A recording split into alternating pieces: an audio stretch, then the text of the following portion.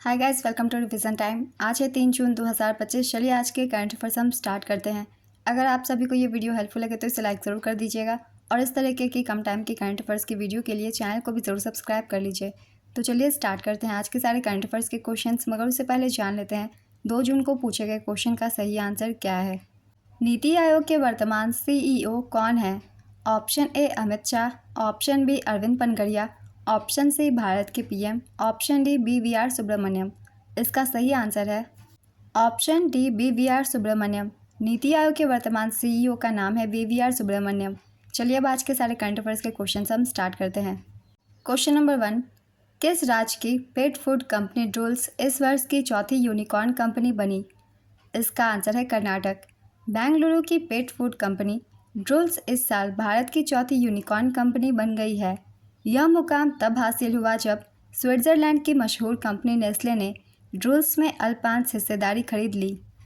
यह उद्योग हर साल 20% से अधिक की दर से बढ़ रहा है और 2026 तक इसका मूल्य 1.15 अरब डॉलर, लगभग 9,500 करोड़ रुपए तक पहुंचने की उम्मीद है। ड्रूल्स की शुरुआत 2010 में हुई थी। नेक्स्ट क्वेश्चन, हाल ही में किस भारतीय क्रिकेटर को ओकले का ब्रांड एम्बेसडर नियुक्त किया गया है? इसका आंसर है शुभमन गिल। भारतीय क्रिकेटर शुभमन गिल को ओकले का ब्रांड एम्बेसडर नियुक्त किया गया। यह साझेदारी ओकले की नई campaign artifacts from the future के तहत की गई है। वोग आईवीआर ने भी भारत में शाहिद कपूर को अपना नया ब्रांड एम्बेसडर बनाया है। शाहिद अब तापसी पन्नू के साथ जुड़ गए हैं, जो पहले से ही वोग आईवीआर की चेहरा रही हैं। नेक्स्ट क्वेश्चन, हाल ही में हिंदी पत्रकारिता दिवस कब मनाया गया? इसका आंसर है 30 मई को। हिंदी पत्रकारिता की जड़ें भारत में प्रकाशित पहले हिंदी अखबार उदंत मार्तंड के प्रकाशन से जुड़ी है। ब्रिटिश शासन के दौरान उदंत मार्तंड को पंडित युगल किशोर शुक्ल द्वारा 30 मई 1826 को कोलकाता में प्रकाशित किया गया था, जिससे देश में हिंदी पत्रकारिता का आरंभ हुआ। मीडिया को अक्सर लोकतंत्र के चौथे स्तंभ के रूप में जाना जाता है। नेक्स्ट क्वेश्चन, लद्दाख में 2019 से कितने वर्षों तक रहने वाले नागरिकों को मूल निवासी माना जाएगा? इसका आंसर है 15 वर्ष। लद्दाख में 2019 से लगातार 15 वर्षों तक रहने वाले नागरिकों को मूल निवासी का दर्जा दिया जाएगा। इसका मतलब है कि 2019 से लद्दाख में रहने वाले व्यक्ति 2034 में मूल निवासी के रूप में मान्यता प्राप्त कर सकेंगे। इसका उद्देश्य लद्दाख की सांस्कृतिक व सामाजिक पहचान को संरक्षित करना है। 31 अक्टूबर 2019 को लद्दाख जम्मू कश्मीर से अलग होकर केंद्र शासित प्रदेश बना था। लद्दाख की राजधानी है लेह। यहाँ के उपराज्यपाल है BD Mishra. Next question, Bharat के पहले इलेक्ट्रिक मोटर चालित सेमी क्रायोजेनिक इंजन का सफलतापूर्वक परीक्षण किसने किया है? इसका आंसर है अग्निकुल कॉस्मोस। भारत की निजी एरोस्पेस कंपनी अग्निकुल कॉस्मोस ने भारत के पहले इलेक्ट्रिक मोटर चालित सेमी क्रायोजेनिक इंजन का सफलतापूर्वक परीक्षण किया है। इस इंजन का इस्तेमाल अग्निबाण रॉकेट में किया जाएगा। अग्निबाण रॉकेट अग्निकुल कॉस्मोस द्वारा विकसित किया गया है। अग्निबाण रॉकेट का उपयोग छोटे उपग्रहों को कक्षा में स्थापित करने के लिए डिज़ाइन किया गया है। अग्निकुल कॉस्मोस, इसकी स्थापना वर्ष 2017 में हुई थी। इसके संस्थापक हैं श्रीनाथ रविचंद्रन और मोहित कुमार। इसका मुख्यालय चेन्नई में है और इसका लक्ष्य छोटे उपग्रहों को कम लागत में पृथ्वी की निचली कक्षा में भेजना है। नेक्स्ट क्वेश्चन, किस राज्य सरकार ने इको टूरिज्म को बढ़ावा देने के लिए बफर में सफ़र योजना शुरू किया? इसका आंसर है उत्तर प्रदेश। उत्तर प्रदेश वन एवं वन्यजीव विभाग ने इको टूरिज्म को बढ़ावा देने के लिए बफर में सफ़र योजना शुरू किया। इसका उद्देश्य इस योजना का प्राथमिक लक्ष्य बाघ अभयारण्यों के बफर क्षेत्रों में टिकाऊ और पर्यावरण अनुकूल पर्यटन को बढ़ावा देना है। यह योजना दुधवा, पीलीभीत और लखीमपुर खीरी जैसे प्रमुख बाघ अभयारण्य बफर जोन में लागू की जा रही है। सुहागी बरवा और कतरनिया घाट वन्यजीव अभयारण्य जैसे अतिरिक्त पारिस्थितिकी रूप से महत्वपूर्ण क्षेत्रों को भी इस योजना के तहत शामिल किया गया है। नेक्स्ट क्वेश्चन, प्रधानमंत्री नरेंद्र मोदी ने किस राज्य पर एक स्मारक सिक्का और डाक टिकट जारी किया जो 2025 में अपने राज्यत्व के 50 वर्ष पूरे होने का जश्न मना रहा है? इसका आंसर है सिक्किम। प्रधानमंत्री नरेंद्र मोदी ने सिक्किम के राज्यत्व के 50 वर्ष पूरे होने पर स्मारक सिक्का जारी किया। 29 मई 2025 को गैंगटॉक सिक्किम में आयोजित सिक्किम @50, जहां प्रगति उद्देश्य से मिलती है और प्रकृति विकास को पोषित करती है, कार्यक्रम को वर्चुअली संबोधित किया। 1975 में 36वें संविधान संशोधन अधिनियम 1975 के माध्यम से सिक्किम भारत का 22वां राज्य बना था। प्रधानमंत्री नरेंद्र मोदी 29 और 30 मई 2025 को सिक्किम, पश्चिम बंगाल और बिहार के आधिकारिक दौरे पर थे। नेक्स्ट क्वेश्चन, भारतीय नौसेना की किस लेफ्टिनेंट कमांडर ने INS तारनी पर सवार होकर विश्व यात्रा पूरी की? इसका आंसर है लेफ्टिनेंट कमांडर रूपा ए और लेफ्टिनेंट कमांडर दिलना के। भारतीय नौसेना के 2 अधिकारियों लेफ्टिनेंट कमांडर रूपा ए और लेफ्टिनेंट कमांडर दिलना के ने INS तारनी पर सवार होकर विश्व यात्रा पूरी की है।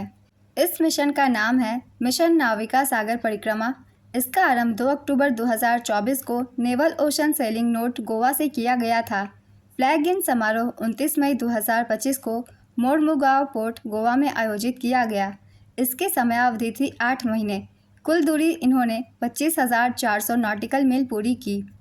इस यात्रा ने महिलाओं की शक्ति, समुद्री कौशल और आत्मनिर्भरता का अद्वितीय उदाहरण प्रस्तुत किया है।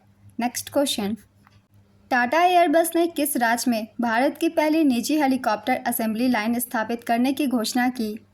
इसका आंसर है कर्नाटक। टाटा एयरबस ने कर्नाटक में भारत की पहली निजी हेलीकॉप्टर असेंबली लाइन स्थापित करने की घोषणा की। टाटा एडवांस सिस्टम लिमिटेड और यूरोपीय एरोस्पेस दिग्गज एयरबस के बीच समझौते के तहत देश की पहली निजी क्षेत्र की हेलीकॉप्टर फाइनल असेंबली लाइन स्थापित की जाएगी। यह संयंत्र एयरबस H125 हेलीकॉप्टर बनाएगा। वह फ्रांस, अमेरिका और ब्राज़ील के बाद दुनिया का चौथा H125 असेंबली प्लांट होगा। नेक्स्ट क्वेश्चन, 7 महाद्वीपों की सबसे ऊंची चोटियों पर चढ़ाई पूरी करने वाले सबसे युवा भारतीय कौन बने हैं? इसका आंसर है पदकांति विश्वनाथ कार्तिकेय। हैदराबाद के 16 वर्षीय पदकांति विश्वनाथ कार्तिकेय ने 7 शिखर चुनौती को पूरा करके इतिहास रच दिया है। ऐसा करने वाले वे सबसे युवा भारतीय और विश्व के दूसरे सबसे युवा व्यक्ति बने हैं। कार्तिकेय ने 7 महाद्वीपों की सबसे ऊंची चोटियों पर चढ़ाई की है। नेक्स्ट क्वेश्चन, हाल ही में किस देश की नेशनल असेंबली ने असिस्टेड डाइंग स्वेच्छा से मृत्यु को वैध बनाने वाला विधेयक पारित किया है? इसका आंसर है फ्रांस। फ्रांस की नेशनल असेंबली ने असिस्टेड डाइंग स्वेच्छा से मृत्यु को वैध बनाने वाला विधेयक पारित किया है। इस विधेयक के तहत लाइलाज बीमारी से पीड़ित वयस्कों को अपनी मर्जी से मृत्यु का विकल्प चुनने की अनुमति दी गई है। फ्रांस की राजधानी है पेरिस। यहाँ के राष्ट्रपति है इमैनुअल मैक्रोन। मुद्रा है यूरो और प्रधानमंत्री है फ्रांसवा बायरू। नेक्स्ट क्वेश्चन, हाल ही में एशिया के किस देश ने भारतीय नागरिकों के लिए 2 नए वीज़ा फ्री ट्रैवल ऑप्शन शुरू किए? इसका आंसर है फिलीपींस। फिलीपींस दूतावास नई दिल्ली ने मई 2025 से भारतीय नागरिकों के लिए 2 नई वीज़ा फ्री एंट्री विकल्पों की आधिकारिक घोषणा की। पहला है 14 दिन की वीज़ा फ्री एंट्री केवल पर्यटन के लिए और दूसरा है 30 दिन की visa free entry AJACSS UK visa PR धारकों के लिए। यह पहल महामारी के बाद भारत से तेज़ी से बढ़ते अंतर्राष्ट्रीय पर्यटन रुझानों को ध्यान में रखते हुए की गई है। इस व्यवस्था के तहत पात्र भारतीय यात्री अब फिलीपींस में 14 या 30 दिनों तक बिना वीज़ा के यात्रा कर सकते हैं।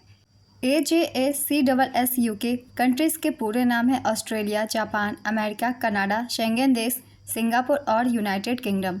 नेक्स्ट क्वेश्चन, सौर ऊर्जा से अपनी ऊर्जा मांग पूरी करने वाला देश का पहला जिला कौन सा बना? इसका आंसर है दीव। दीव सौर ऊर्जा से अपनी ऊर्जा मांग पूरी करने वाला देश का पहला जिला बना। यह केंद्र शासित प्रदेश दादरा और नगर हवेली तथा दमन और दीव का जिला है। दीव जिले की ऊर्जा आवश्यकता जिले में 11.88 मेगावाट स्थापित सौर क्षमता के माध्यम से पूरी की जाती है। आज के सारे करंट अफेयर्स के क्वेश्चंस कंप्लीट होते हैं। चलिए अब आज का क्वेश्चन देखते हैं क्या है।